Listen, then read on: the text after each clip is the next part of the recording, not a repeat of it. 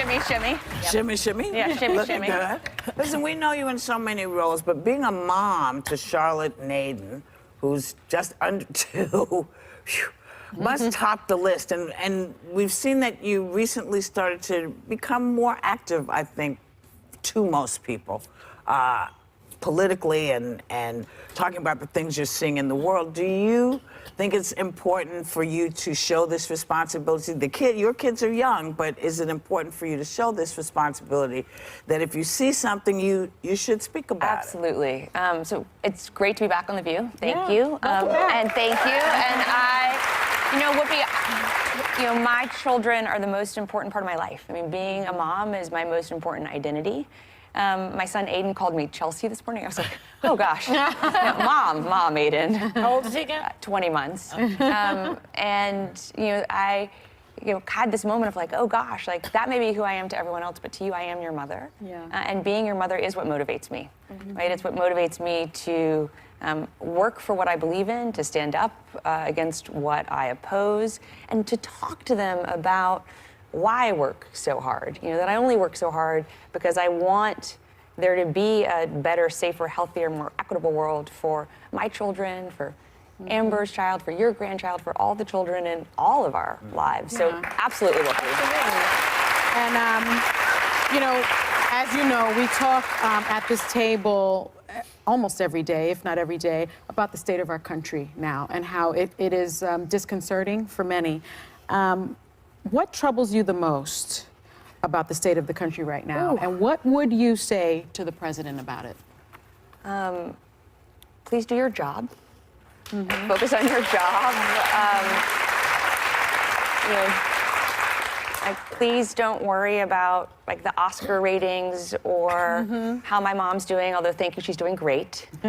Please worry about what's happening on the Korean Peninsula. Please worry about how to ensure that what the Parkland students are saying, never again, truly is never again. So we never have another school shooting in our country. Please worry about what you can do from the federal government's perspective to ensure that teachers in West Virginia and everywhere are paid appropriately, right? Whatever issue that you most care about, please, lead us forward on that. Yeah. So that's what I'd say to the president. Thank you. Yeah, so Mr. President, if you're watching, well, you just heard what I said. He watches all the time, we know. The most recent Gallup poll of Trump's approval rating by Republicans is at 85%, though. So there are a lot of Americans, there's even a Trump supporter in here today, that do approve of what he's doing. So what do you think Trump supporters are seeing in this 85% approval rating in the Republican Party that Democrats aren't? Well, Megan, I would never speak for anyone but myself. I mean, sometimes people ask me, well, what would your mother say? And I say, well, then you should ask my mom, right? I wouldn't speak for my parents or my children, much less someone who has very different views as to what I believe is right for our country. That being said, I do think, and I would hope that regardless of where we sit on the political spectrum, we can agree on what our common challenges are, and then hopefully kind of spend time and energy about how we best solve those. But I would, if any of the Trump supporters want to talk to me afterwards, I'll be really curious to hear what they have to say. Does it surprise you it's that high, though? Because 85% is a high approval rating among Republicans. Well, I'm not a Republican, so I also wouldn't speak kind of for the Republican Party. I mean, certainly I think if we look at the president's approval ratings broadly across the country, it's clear that most Americans are looking for a different type of kind of leadership, both in terms of the problems being solved, but also kind of the approach of how they're being solved in the language that historically we've heard from the men who've held that office. But again, I really think if we can agree on what our common challenges are, hopefully that then catalyzes our ability to move forward. Yeah. Chelsea, you mentioned just a moment ago, Parkland and everything that's been going on.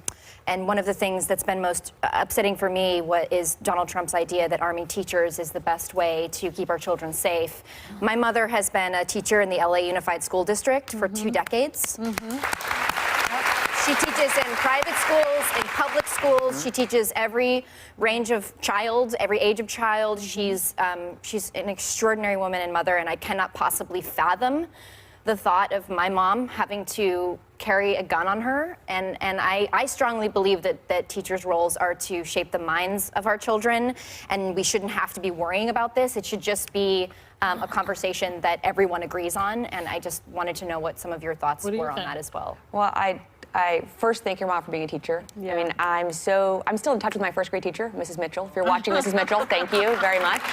And I couldn't agree more. I mean, we expect so much out of our teachers. We expect them to be teachers, social workers, psychologists, nurses, doctors, disciplinarians. I While certainly not being don't paid, think, too. while also I think not being adequately compensated or respected for the profound work they do kind of for our children and our shared future. And so, you know, I don't think that we should expect them to also be law enforcement officers. And we also have so much research that shows kind of more guns in any setting lead to more gun violence in any setting, whether that's in a home or outside a home. And so I would hope that we would listen to the research and also listen to the moral call of what we should be doing to support teachers, to help them teach our children, and then provide whatever kind of public safety, security, but also social emotional support for our children around the teachers that they deserve and that all our kids deserve. Right. We agree. I agree with that. I was a teacher. I would never be able to handle a gun. Put a gun in my hands, you're in trouble. But, you know, we've been watching this whole gun thing for a while, and this last Parkland shooting, I think was a tipping point. Do you? I mean, do you think things will change now because of these kids in Parkland? Well, I mean, we're already seeing changes in Florida. I mean, we saw kind of new legislation pass in Florida that hopefully will become law.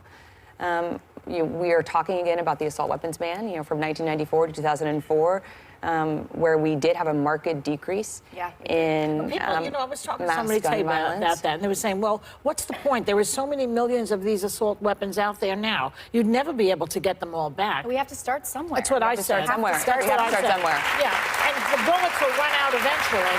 So what we also have to do is we have to stop somewhere.